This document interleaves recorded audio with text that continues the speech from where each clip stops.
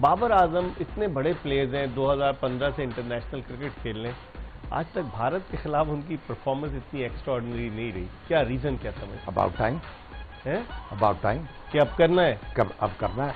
देखिए, आप किसी भी प्लेयर का करियर उठा के देख लें तो उसकी अफिनिटी डेवलप होती है कुछ साइड्स के साथ और कुछ साइड्स के खिलाफ वो स्ट्रगल करता है।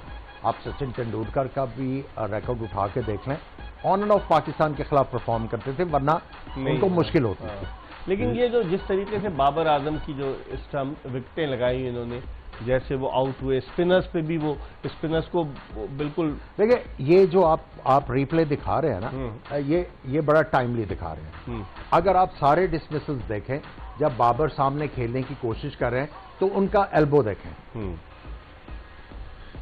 एल्बो जो है वो इस तरफ है।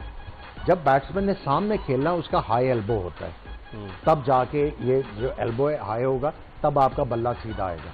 अभी उनका मसला क्या है, अब आप उनका ये जो एल्बो देखें वो ड्रॉप हुआ है, जिसकी वजह से उनका बल्ला जो है एंगल्ड आ रहा है। अगर सीधा खेल रहे हैं तो वो मिड ऑन की तरफ जा रहा है, अगर वो सामने खेल रहे हैं, बोल्ड भी हुए, हाँ सामने खेल रहे हैं, गैप इसलिए बन रहा है कि टेढ़ा हो रहा है ना बैट, उसकी वजह ये देखें, उनका एल्बो देख लें, हाई एल्बो नहीं है।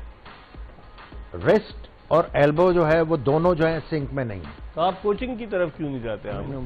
आप तो इतने बड़े कोच हैं, मेरा टेक्निकल चीजें डिस्कस कर रहे हैं मुझसे और जेन्युइन चीजें हैं ये सारी। इतने बड़े कोच हैं, हमारा उसमें जो है वो कहते हैं दाल ही नहीं गलनी, वो जो सच्चा खरा आदमी होता है वो ज्यादा सर्वाइव नहीं कर सकता। ये बात सही है? उनको क्रिकेट का बहुत ज्यादा पता है, हम तो अभी सीख रहे हैं। अच्छा, अभी लास्ट इसमें भी देखें, अभी वो डिफेंड कर रहे हैं।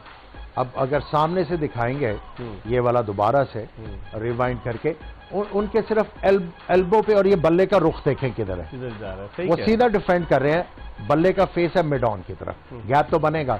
अब इनका एल्बो अगर ये दोबारा से ये रिप्ले दिखाएं, फ्रंट नहीं दूसरा, इसको और रिवाइंड करें सामने से, ये देखें एल्बो किधर है इनका। जब ये हाई एल्बो नहीं होगा तो बल्ला जो है वो टेढ़ा ही आएगा। ये इनका प्रॉब्लम है, और ये जो Mickey Arthur's and all that है वो अभी तक ये आइडेंटिफाई नहीं कर सकते। आप क्या समझते हैं कि as a fast bowler Babar Azam को आप किस तरह से आउट करेंगे, अगर मैं आपसे पूछूं? तो देखें, जैसे आमिर भाई ने बताया अभी टेक्निकल, अभी आप अपनी चीज बताएंगे, आप कैसे आउट करेंगे? देखें, बाबर आजम का सबसे पहले आपको पता होना चाहिए कि थोड़ा सा ये बैट बॉल का इंतजार करते हैं। सबसे पहले तो एज अ बॉलर कोशिश करनी है कि इनको बैट बॉल ना करें। फिर अगर आप इनको एंगल इन करते हैं तो बहुत ज़्यादा चांसेस हैं आपके, क्योंकि बल्ला स्ट्रेट नहीं आ रहा अभी इस तरह से, तो आपके चांसेस हैं उसको आप लेग बिफोर कर सकते हैं या आउट बिहाइंड भी कर सकते हैं।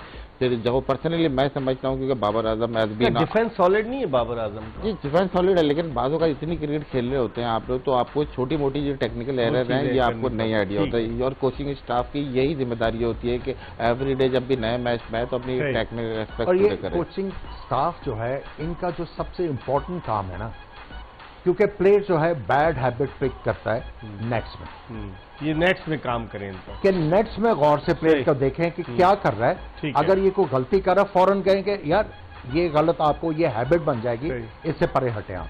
अब हम चलते हैं उस सेगमेंट की जानिब जो हम अपने, इससे पहले कि हम उस सेगमेंट का जिक्र करें, अभी ब्रेक पर जा रहे हैं और फिर बाद में जब वापस आएंगे तो सेगमेंट भी आपसे पूछेंगे, लेकिन इस वक्त हम ले रहे हैं एक ब्रेक।